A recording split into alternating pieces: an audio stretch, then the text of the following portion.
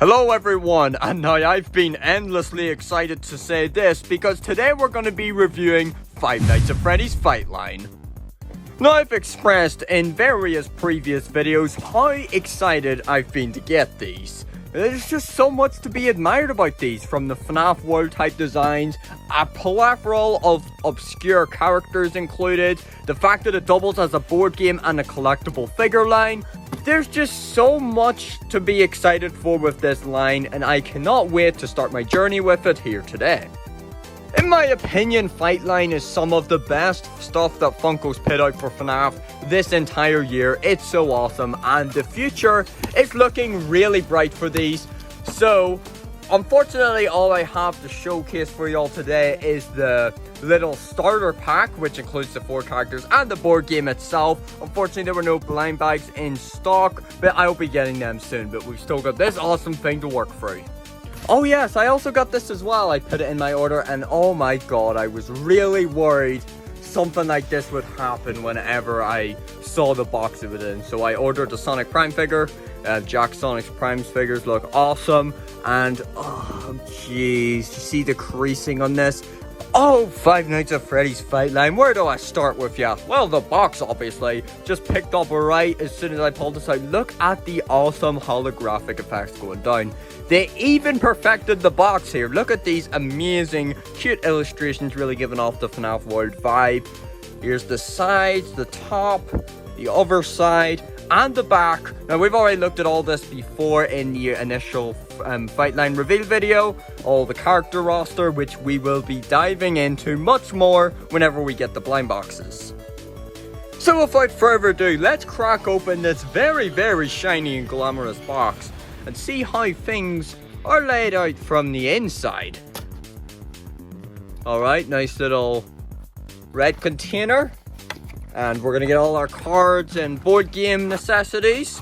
And of course the figures. So let's see, okay, nothing in here. Oh, pretty neatly laid out with everything just simply being located up top.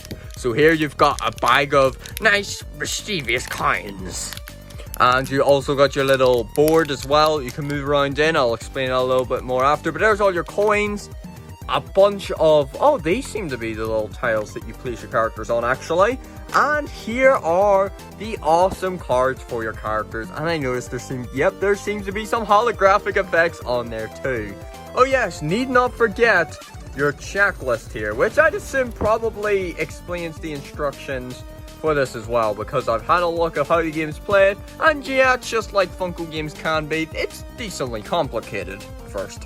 And yep, just as I said, you've got, well, of course, you have to collect them all, of course. But yep, you have the setup and how to play the actual game. Inside your container, ignoring the figures for a second, we have your very unique die.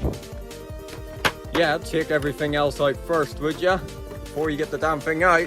Alright, standard die. Well, not really. It's more like, how many corners are actually on this? What would be the actual name for this?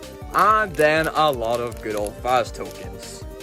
And here's your gang of minifigures. Really awesome stuff. They all look really, really accurate to their FNAF World counterparts. Hey, they are pretty small, but they're not quite as small as I expected, which is of course a plus. Take in one of the mystery minis here, and you can see there's not too much of a difference in terms of height. And here we've got our little board cards. Each player has a little thing of these. They go up to 3, so it's like a little jigsaw actually. You just connect them together and do that twice. So now let's open a lot of our items here. Oh yes, we have the dice. We'll set this in the center. Little centerpiece right here. So let's crack these here open. You get a lot of coins. I gotta love how like everything is holographic. That's really, really neat. And I gotta love how they're all labeled 87, because of course. We also have these little, looks like extra board pieces that say 4 on them. This might be the damage or something. I haven't quite immersed myself in the rules yet, so we'll figure these out. And then we have a good old deck of points. And then last but not least, we have these awesome character cards. So Freddy, you can see his stats. This is like his health bar. These are his attack damages. And there's another side to it as well, all white and black. This, if certain situation goes down, you'll swap it around and your stats will change. So here's Freddy, a lovely artwork again. They all have their own little unique actions to them. Bonnie here, as you can see, he's got better health, but some slightly worse in the attack power there. In the back, you see you get some adjustments made.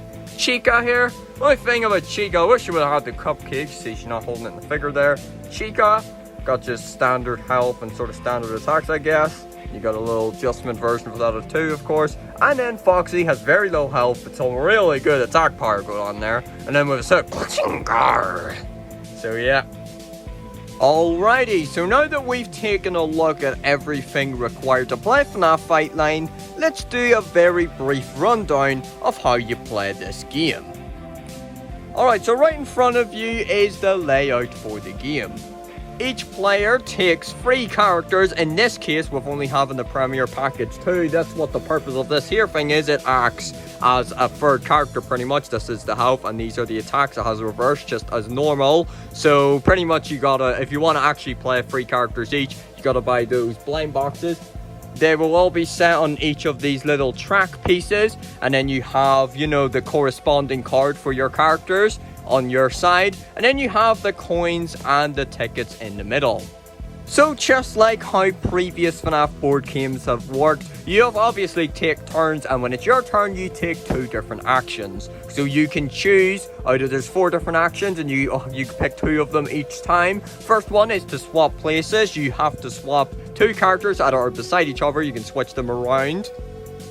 You can pick up a coin from this pile here. You can carry out the action on one of your character cards, or you could go straight in for a good old attack. When attacking, your character on space number 1 will attack the other player's character who's also on number 1.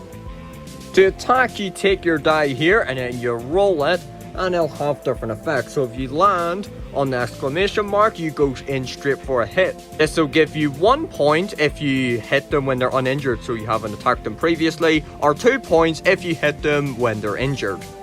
The character that was in number 1 that you attacked will move back to 3, and then depending on if they were injured or uninjured, you take either 1 or 2 points. If you land on the X on the die, you don't get to attack, your attack misses and nothing happens. Well, you do get to pick up a coin. If you roll on either the diamond, the square or the circle, you take your character card. So say, well, Freddy, there's attacking, let's say. Say we land on a diamond, you'll do 4 damage as you see the diamond here. If you land on the circle, you'll do 2 damage as you'll see with the circle here. And if you land on the big explosive, do 7 damage as its top attack as you can see here. So whatever icon you attack on is how much damage you do. You then take a look at whoever's in number 1 there. So let's take a look at Foxy. So as you can see, he has 3 health, 3 hit points. So say we roll it here and, well, you can see we got the diamond. So we take a look at Freddy. You see we do 4 damage. So then we look at Foxy, who's in number 1, remember. He has 3 health, so we defeat him. And well, we'll one-shot him, so we only get 1 point because he wasn't injured. If he was injured, well, he'll have 4 health, and we'd still make it, and we'll get 2 points. You can also spend coins. Remember, when you're taking your turn, you can choose to pick up a coin, or if you miss in a previous attack, you also get a coin. Every coin you choose to use in your attack will boost up your attack by 1. So for example, we'll take Freddy again. Say we rolled on the circle, we'll do 2 damage, but say we want to use up 2 of our coins, we'll do 4 damage. Once this attack is finished, each character moves up 1 space and the whole cycle repeats, and the aim of the game is to get 7 points. First person to get 7 points wins the game. And that pretty much summarizes how to play Five Nights at Freddy's Fightline. Seems like a very fun game indeed, and I absolutely love how there's so many more additional characters that you can add who have their own unique abilities and cards, just to make the game so much more fun with more variety. So yeah, if you couldn't tell, pretty big fan of FNAF Fightline here, and I cannot wait for the future. So thanks so much for watching, and I'll be back soon with loads of the blind boxes. Get buzzed, get drunk, get crunk, get